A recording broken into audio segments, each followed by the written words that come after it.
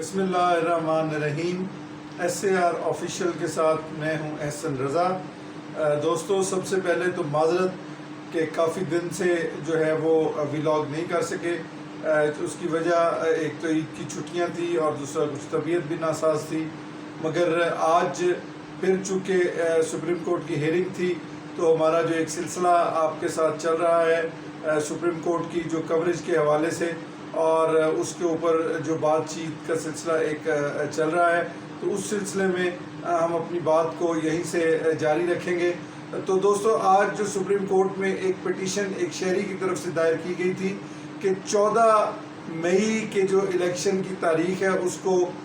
مؤخر کیا جائے، اور دونوں الیکشن جو ہیں یعنی قومی اسمبلی کا الیکشن اور صوبائی اسمبلی کا الیکشن ان کو ایک ساتھ کروانے کے لیے ایک نئی تاریخ جو ہے اس کا تعین کیا جائے، اور سپریم کورٹ اس میں اپنا کردار ادا کرے یا سپریم کورٹ اس کا حکم کرے۔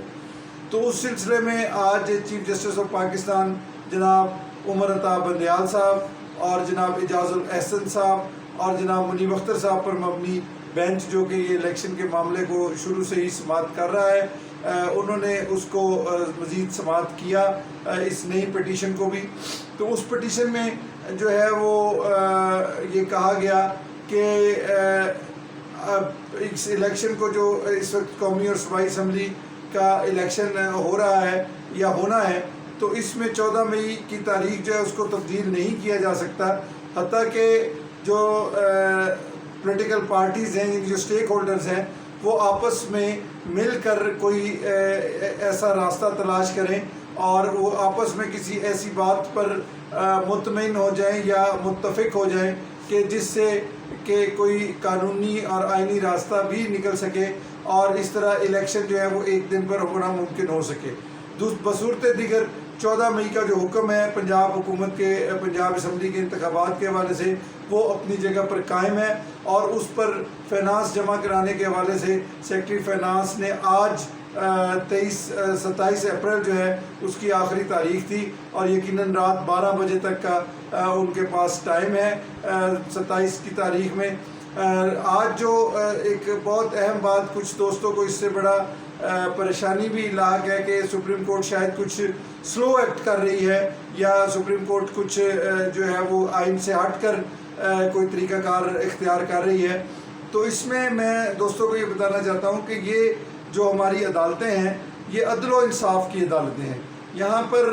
انصاف تو ہونا ہی ہونا ہے یا ہوتا ہی ہے، تو عدل بھی جو ہے وہ اس میں شامل ہے، اور عدل کا مقصد یہ ہوتا ہے کہ جہاں آپ چیزوں کو ایک جگہ سے ایک طرح سے ان کو کسی حل کی طرف لے کر جانے کے لیے تھوڑا بہت جو ایک اسٹرکٹ لائن ہوتی ہے انصاف کی، یا دوسرے لفظوں میں کہیں کہ جو انصاف کی آنکھوں پر پٹی بندی ہوتی ہے، تو اس کو کسی حد تک آپ اس سے دیکھ کر اور سمجھ کر بھی چیزوں کو مینج کرنے کی کوشش کرتے ہیں، چونکہ ملک اور قوم کے وسیع تر مفاد میں اس وقت یہی ہے کہ کسی بھی طرح سے یہ جو آئینی بحران ہے اس سے باہر نکلا جائے اور اس جھگڑے سے باہر نکلا جائے۔ اور یقیناً آپ کو یہ پتہ ہونا چاہیے کہ ہماری سپریم کورٹ جو ہے وہ اس وقت کس قسم کے لوگوں سے نبض آزما ہے، اور ایک مافیاز ہیں جو کہ یہ کوئی سیاسی لوگ نہیں ہیں اس طرح سے، یہ مافیاز ہیں اور یہ مافیاز کی طرح ایکٹ کرتے ہیں، اور سیسیلین مافیا کا خطاب ان کو سپریم کورٹ آف پاکستان پہلے بھی دے چکی ہے۔ تو یہ جو ہیں یہ اس طرح ہی ایکٹ کرتے ہیں، ٹائم گین کرتے ہیں، دھمکاتے ہیں، لالچ دیتے ہیں،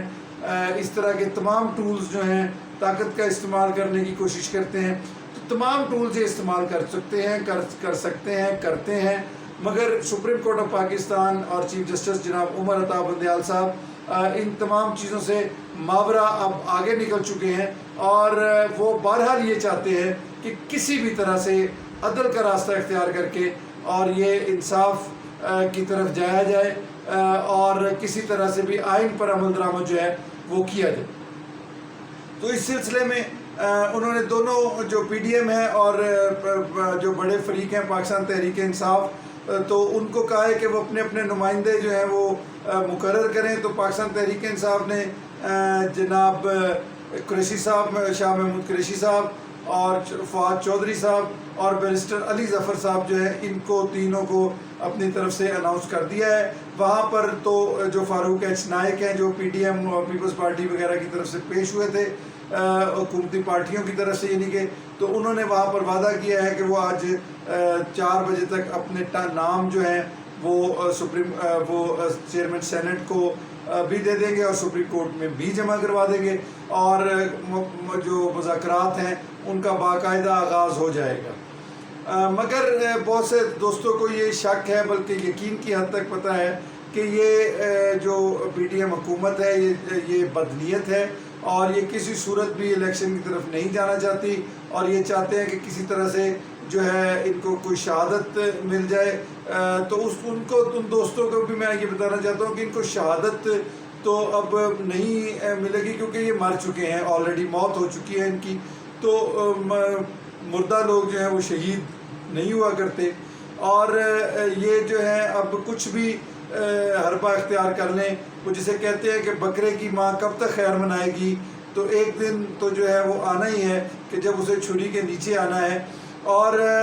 یہ چونکہ عوامی طاقت ہے اور عوامی طاقت کا یہ سامنا نہیں کر سکتے، اور یہ اپنے جو ڈیلیئنگ ٹیکٹکس اور اپنے مافیا کے انداز میں ایک پلے کرتے ہوئے آگے بڑھ رہے ہیں۔ مگر یقین کریں کہ میں جو اس میں قابل ستائش سمجھتا ہوں چیف جسٹس آف پاکستان جناب عمر عطا بندیال صاحب کو، کہ وہ بجائے اس کے کہ وہ کوئی جو ہے وہ ان کو سخت الفاظ استعمال کرتے، انہوں نے جو کل جس قسم کی باتیں پارلیمنٹ میں کی گئیں،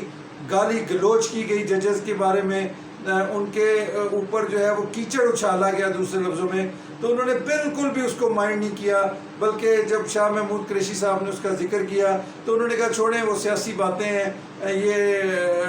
کورٹ آف لاء ہے، تو یہاں پر جو ہے آپ کو قانون کی بات کریں اور عدل کی بات کریں کہ اگر کوئی ہم پھر بھی یہ چاہتے ہیں کہ مفاہمت ہو، اور جس سے کہ ملک کو ناقابل تلافی نقصان ہو رہا ہے وہ کسی طرح سے بھی نمٹ جائے اور معاملہ آگے بڑھے۔ تو یہ انشاءاللہ میں اپنے دوستوں کو جو نا امید ہیں الیکشن کے حوالے سے، جو یہ کہتے ہیں کہ 14 مئی کو الیکشن نہیں ہونا یا الیکشن ہونا ہی نہیں ہے، تو میں ان کو بڑا واضح پیغام یہ دینا چاہتا ہوں کہ پہلی بات تو یہ ہے کہ یہ الیکشن 14 مئی کو ہی ہو سکتا ہے اور ہو جائے گا، اور اگر کسی صورت میں بھی، جو کہ